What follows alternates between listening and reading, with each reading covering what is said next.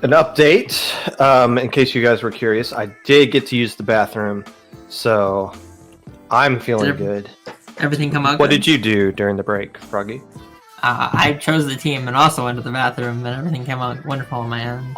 Awesome! Thank you for sharing that. Stealth Matrix Assassins. That name is a mouthful. I'm just going to call these guys the Assassins. We'll be taking on Last Chance. Once again, we're still in a best of 5 since this is the top 8 of Top Cut. These two teams, Last Chance beat Day Old Sushi 3-1. That probably explains why Sigurd is in chat right now. Hi, Sig. And Stealth Matrix Assassins beat Tropics 3-1. If you go just by the seeding, those matches ended how they should have gone if you just go off of that. So an interesting matchup for both these teams. I don't know much about either one of them, but we're going to get to know them. That sounds like a plan to me. Game 1 is Clam Blitz at Blackbelly. I personally haven't seen this map and mode in a while, so excited to see this. Mm-hmm. I think this is very, very interesting map and mode for a few reasons. One, mainly being the way you have to push up on this map is different than a lot of other maps. Like a lot of maps have like a singular choke, and although this one does have that one major half pipe choke, you do see a lot of teams in top level they will push through both at the same time, allowing the defending team to tend to collapse in one side or the other, so they have an advantage and close in on the other two teams. Definitely a very, very unique map in how it is played. I'm also very interested to see if we will have any rollers, because rollers can be very strong on this map, but only once they're pushed up. Generally, they're not quite as strong in the defending category as always. I mean, that could go both ways, obviously, but I feel like rollers are really good at keeping people out of that ledge and keeping people away from the basket when they're attacking. So here we go. Both teams have readied up, and nobody has DC'd so far, so we're already off to a great start. Amazing start. We do see a 52 gal. You're going to be excited about that. I am very excited for this. I want to see on this the play. Side of the Assassins, and Clapple's coming out for the side of Last Chance here. Yeah, a remix for both teams as well. Definitely. It's also the Vanilla 52, which is a little interesting because that is their baller pick. And that means that that 52 will need to have that baller ready whenever the team is ready to push. For once again, for whatever reason, teams are loving this double point sensor comp that's been coming out. And it was a nice pick, nice double there coming from, I believe that's Cairo. Yeah. I think Cairo? But has the baller ready. And a lot of clams on this side of the Assassins as they try to make their first push here. Definitely, we do see that one player will go down there and they will lose some clams there.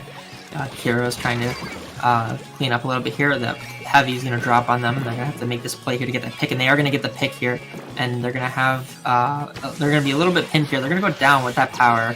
Their team's going to have to clean up behind them. The Splashing going to go down to control this area by Twice. Twice going to be pushing up those Clapples, hopefully getting the pick here.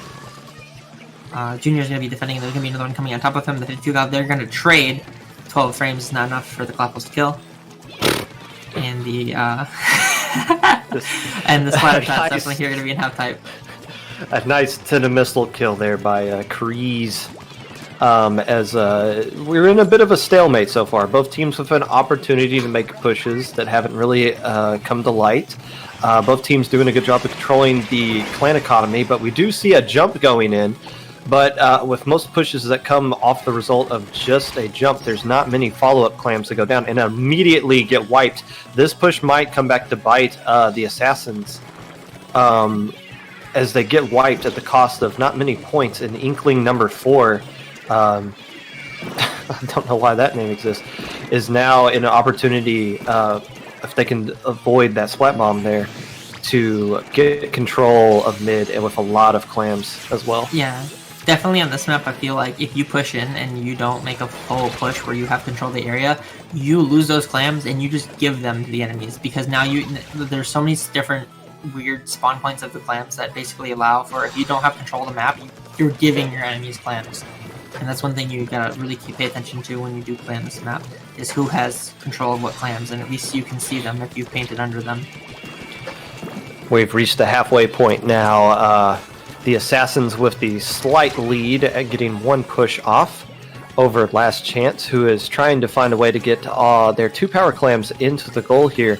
As you see Cairo with the on the enemy side of the base, possibly doing it this way, trying to get their teammates' attention, as they do have a lot of power clams as well. And using the baller, they're going to do that jumping baller push. But however, the Booyah Bomb coming down perfectly is able to get 2 players, so they do get the power clam in, but once again it costs them a lot of lives to do so. So another opportunity for Last Chance to get map control, as well as another mercy clam. Definitely. That pity or mercy clam will definitely change the tide here in this engagement, because it allows the enemies to see where the push is coming from. Ooh. But 2, it also kind of gives it it allows the push to be stronger. If somebody does go down early, they can come back, grab the pity clam or mercy clam, and score immediately. If a push is going to come from Last Chance, it's got to be now. They just used the Booyah Bomb. They got a few more picks. They got so many power clams. However, all 3 of those power clams just sit useless, as they're all 3 going to disappear. An opportunity there. They had the bubbles, they had the Booyah Bomb, but just couldn't find a way to break through. So a nice defense for the side of the Assassins, as you see twice here trying to shark, looking for an opportunity to get a pick, maybe find a way to get more points, or find a way to get another push going there. But with their junior going down, the Assassins looking to take back control of mid and try to ice this game out with only 45 seconds left to go. Definitely. I do definitely think one of the more interesting things here is that we do see on the side of Last Chance, they did choose a Forge Pro over a K Pro, or it looks like actually Last Chance has a DC in this game, but I do believe it was past the timer marks where it was apparent that they could have a sub, so they do have to play out this game, sadly. Yes, if there's one weapon that looks hard, that's hard to tell if it's DC or not, it's the junior, because it's white already. But you're right, the junior did DC. So the Assassins, who already had control of the game, is now going to put up an even more impressive lead that should not be taken from them. So game 1 will go to the Assassins by hook or by crook. But if you're Last Chance, you got to be thinking, we had a good opportunity to win that game. Several opportunities. Was just couldn't find ways to get those pushes in to the goal there.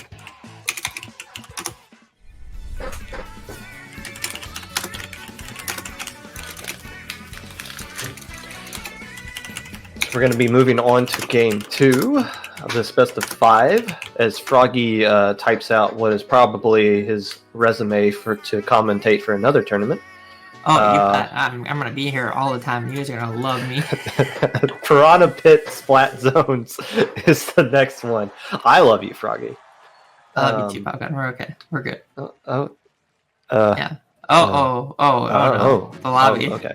Actually, 2 people have left. I think the person who DC'd in the game hasn't rejoined yet, and now somebody else has left for the side of Last Chance. So they do have time to sub in and out, so we will give them a little bit of time here, as they did play out the DC properly as well. We do see Pulette coming in here as well on the side of Last Chance. Yes. And then we do see Sabenta here. It looks like that was 2 subs coming out for the players. One player that DC'd, and as well as I can't remember the other player who was in. As you see on the roster screen here, Last Chance does have 8 players that they can work with. 8 players is the limit that you can bring into this tournament, correct? Correct. If you do have more people on the roster of your team, they will be cut from the Battlefy will automatically cut them off, and you have to manage them, which isn't really easy on Battlefy, I'm not gonna lie. So it's definitely something you have to consider when you bring in more people than allowed. So with the DC issue, it looks like Last Chance has enough players to swap in and out so that they can still keep the game going, even if somebody's internet has gone out. So something you like to see from our perspective. Definitely. Because it means a team can keep playing without dropping. Of course, having 8 players ready to go at any given moment is kind of difficult to do in this game. So, but we moved on to Splat Zone's Piranha Pit. Mm-hmm. Double zone map. Yep. I'm very excited for this map. This map is such an interesting map, and I feel like this map always has the most intense matches because both zones are so close to each other, yet they're so far apart that it doesn't matter that they are separated. We do see the 52 gal and the remix again, double point sensors versus the Clapples and the remix again. Pretty much a very similar comp coming out from both teams here, from what they used last time. And actually, the only difference in comps between both of these teams, aside from the K-Shot and T-Tech, is the Clapples versus the 52 gal. But once again, the double point sensor comp coming out for the side of the Assassins, possibly to be used to help keep track of the Dapple player. Yep. I do believe they subbed out their junior player, it looks like. And it looks like both juniors are kind of going out of here, throwing bombs, trying to keep control of this map. The T-Tech does go down on the side of Last Chance, and we do see the T-Tech goes down the side of SMA. The junior going to get a kill here, going to keep that zone. Zone currently in control of Last Chance, who have found a way to get a couple of picks here. So they're looking to create a lockout situation. Not the most difficult thing in the world to do on this specific map. However, it is difficult to do when you have a baller player coming in and getting a key double, which will give zone flipped over to the side of the Assassins. We do see Kuro here coming out with that double from the baller kill, and also going to be pushing up here, trying to grab this heavy, and does. And it's not going to be going back into the zone. With the support of the teammate, they're able to grab in that zone, and they're going to be pressured here by the Clapples. Clapples are going to trade with them, and we do see that the SMA is going to be trying to retake this zone here and trying to make sure that they keep that the penalty on the other team. Inkjet going to be coming out here to the side from Last Chance, going to be pushing pressure on these players. The junior going to go down, and the K-Shot's going to be on the jump of the T-Tech. The T-Tech is going to go down, the K-Shot is going to be on the zone. We're going to use those missiles to put pressure on that junior behind him. About 2 minutes have gone down in this game so far. The lead currently sits with Last Chance. However, the zone is currently in control of the Assassins as they're using point sensors, trying to find some players that they can get a pick off of, using the baller to go into the side of the zone that they don't have. Absolutely bullies a player by running them over as Kuro continue. And if you look at the Ks at the top of the screen, Kuro with 8. 2 other players on their team with 0, and the T-Tech with 4. Kuro doing absolute work here for his team. 52 is pretty strong on this map if you have played it and made it work. Especially in a team coordinated setting, you have to keep that in mind that 52 is going to be that slayer on this map. It's not going to be as supportive as it would be on other maps because this map allows it to traverse a lot easier. We do see this remix here being pressured back a little bit. If they're going to have that Booyah race, so they're probably going to pop it pretty soon to get rid of that baller or to keep that zone. Missile's going to be also be pressured them again. They're going to jump out here, keep that Booyah alive. Looks like their teammates are going to go down though on the left side. Stealth Assassins getting through all of their penalty points, and with full control of the zone here, they will get lead and possibly get a whole lot more out of here. However, Inkling number 4 here, not to be confused with Inkling 1 through 3, able to get Booyah Bomb out, and instead doesn't use it on the zone, but it tries to use it to force a player to run away from the zone at the left drop there. So they do get control of both zones eventually, and a nice pick on Kuro. So now the zone going back into control of Last Chance, who is quickly eating through their penalty points and might get some... Oh, a nice double there. But with baller ready from Kuro, if he can come in and stall the zone just a little bit, but the zone won't be stalled in time. Lead will in fact go to control of Last Chance, but 2 players go down, so Kuro... Oh, well, Kuro gets the trade at least. So the zone's currently stalled right now, but lead, with just about a minute left to go, in control of Last Chance. Yes. We do see that Last Chance here is trying to recap at least one of the zones, and they're going to try to grab both if they can, because they still can keep that lead if they try. Do see SMA is going to grab one, they're going to trade the zone. Last Chance still has the chance to grab that zone. They do not. Now they have a penalty, and they have lost the chance of keeping that lead for a little bit longer. We do see that remix here. Inkling number 4 going to be putting pressure on Kuro here. Kuro's going to have to back up, and he's going to take the mark, possibly on purpose, not sure. They're going to be using that ball on the right side of the area here. It's going to be a distraction for the heavy to keep their teammates a little bit more free. Remix is going to be using their Booyah there to keep the zone just a little bit longer, and SMA is going to grab that objective and lead.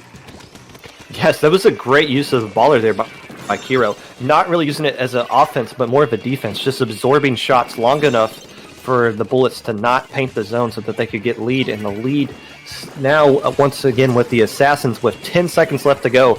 Last Chance going to have to find a way to get control of both zones here, and they do just that with 5 seconds left to go before we head into overtime. They have a little bit of time left. They can wait if the zone is going to be stalled out here, but you see Pulet getting some key picks here. But however, once again, another baller, the 7th baller from Kuro on the one zone that they do not have control of, but wasn't able to explode it enough to get control of the zone. It's going back and forth, but I don't think they have enough bodies to contest, and they do not. So the lead and game will go to the Matrix Assassins, who is now up 2-0 over Last Chance. As you called it, Frogly, a very key back and forth match. Definitely.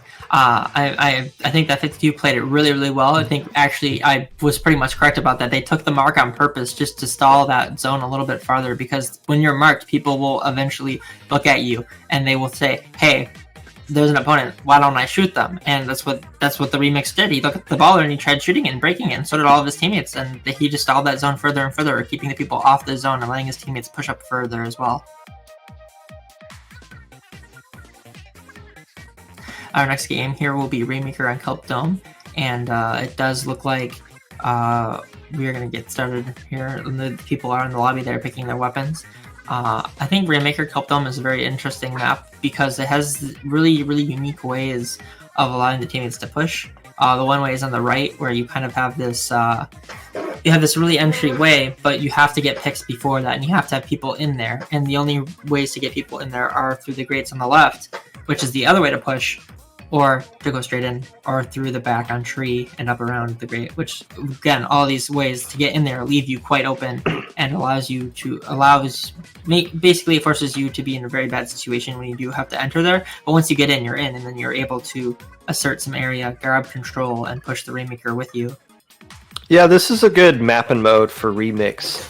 Especially, you're going to have a lot of run speed slapped on you anyway, so if you do pick up the Rainmaker, it is easy to kind of run on those grates up top. If you're the Last Chance here, this is so easy, but obviously your last chance. You got to win these next 3, but both of these games have been very close. Especially that last Splat Zone game we saw. So even though you're down 0-2, it's definitely not out of the scope of possibility that you can come back and do a reverse sweep here. As we see pretty much the same exact comp from both teams. The only difference is the 52 is now using the Stingray one with Curling Bomb as opposed to the point sensor baller. It's a very interesting pick. I think it's definitely not inviolable. I definitely think it's just something that isn't picked as often. I would totally be for it, but I play Blob on Rainmaker myself. The Stingray 52 allows you to use that Curling Bomb to push up with the Curling Bomb and allows you to just go in sneakily. If you have Ninja Squid paired with that, kind of makes you a really deadly threat. It makes you almost like a sploosh, but a little bit more faster with kills and a little bit more accurate in some ways too. The Assassins coming out with the early lead. As you see, Last Chance taking the Rainmaker, doubling back, going through their spawn so they can go out to the right tree on the side of the Assassins. But the Stingray possibly could get a pick deep into their base, and they do. So, with 3 players down, if the Assassins can find a way to get over there, and they probably won't in time, they could pick that up and get some pretty punishing points, and that's exactly what they're trying to do. The Tenna Missiles forced all the players from Last Chance away, and they got the Rainmaker stuck in a very awkward spot. This is not good for the side Last Chance. Skipping 20 points of objective is really hard to do in Rainmaker, but they seem to just pull it off like it was nothing here. We do see that they had that Booyah already. I could have seen that coming out early, but they didn't quite pull it off from the Remix on the side of SMA. We do see that the Junior here on the side of Last Chance is truly trying to get control of this area back where the Rainmaker was, and trying to make sure it resets as well. The Remix was there right with it. Remix here going to go for that controlled area again with this junior to its side. Going to make sure that they can keep the area of this map, because if you don't have tree, you don't really have a way to push in towards the enemy's base. Remix going to kill the other Remix here, and they're going to have Booyah ready. T-Tex going to go down as well, and they're probably going to have Pop here in a second from SMA. It's a very awkward start for Last Chance as through the first 2 minutes. SMA doing a good job of keeping the pressure on, even though the Rainmaker got reset. The pressure is still all on the side of Last Chance. As you see an Inkjet trying to get another pick on the Rainmaker there. Frosh taking it right, being patient, waiting for their teammates to get a few picks or so, and you see the Clapples going down. Might not get more points out of this, but once again, as we've reached the halfway point, the map, the Rainmaker's on their side of the map, and actually with full wipe, so now the Assassins could be threatening the KO here if they can get yet another wipe, as teams are dropping out of their spawn a little bit too quickly. They're threatening to get that second wipe, trying to pincer on that Remix. The Rainmaker going down yet again, but this is yet another very scary situation here for Last Chance, as they're throwing everything they can just to keep from being KO'd. Finally get that pick of his two. We're going to see Prez here going to go up, trying to push that Rainmaker a little bit forward, get that edge on the lead, so that way if Last Chance doesn't get a push in, they will still probably have advantage. It's very hard to get past anywhere past the 40 or 30 mark on this map. It's kind of the range where you want to beat. Inkling number 4 looking to get the Rainmaker for the first time in this entire match on the side, out of their base, honestly, and on the side of the Assassins. Trying to get a pick with the Rainmaker on Ethan, who is doing a good job of staying alive, keeping that Booyah bomb ready, and just putting pressure on this Rainmaker, who has not yet dropped down. And now you see the Stingray. So once again, the Rainmaker stuck in a very awkward spot with just about a minute left to go. Last Chance having a very difficult time getting out of their base with the pressure the Assassins are putting on them. Definitely. We do see that there's a lot of coordination coming from Assassins. They've definitely practiced strats like this before on this map. You could see the core, or at least something of the sort, where they try to make the enemy go from their base, getting the Rainmaker out onto the right side and telling them for a drop and using that to their own advantage. Definitely a strat we do see coming out here and trying to be repeated a few times during this map. About 40 seconds left to go here. Okay, so three players going down for the side of Last Chance here. That is a full wipe. So with 30 seconds left to go, the Assassins have a decision to make if they want to just try to dare the Assassins to come get the Rainmaker, or if they try to put it into a cheesy spot that will help them out. And it looks like they're just going to try to say, look, the Rainmaker's here. You guys haven't moved it past mid yet. Come and get it. And if you're Last Chance, you have no choice but to make that effort to do so. And they will be able to get the Rainmaker. It looks like they're taking it left. They're taking it great, and they're going to try to go for a sneaky trade. Yeah, definitely going to try to have the pressure. Booyah going to come out here. Will the Booyah make it to the Rainmaker in time? We'll find in a few seconds here. Booyah, the Rainmaker is going to survive the Booyah. They have point sensors. They're going to throw those there. The Splashdown's going to come out here, trying to be used on the Rainmaker pedestal, distract and push away this Remix, while allowing the chance for the Rainmaker to push up a little bit further. Not quite enough to get lead. Still going to be pressured by Stingray. He's very close to surviving. He might have to drop if he's not careful, and he does die to the GG Ray. Very, very close game. Very wonderful push from Last Chance. I like the idea of that last-ditch effort push that they pushed in there. Very well executed. Not quite enough, but very close. A smart push.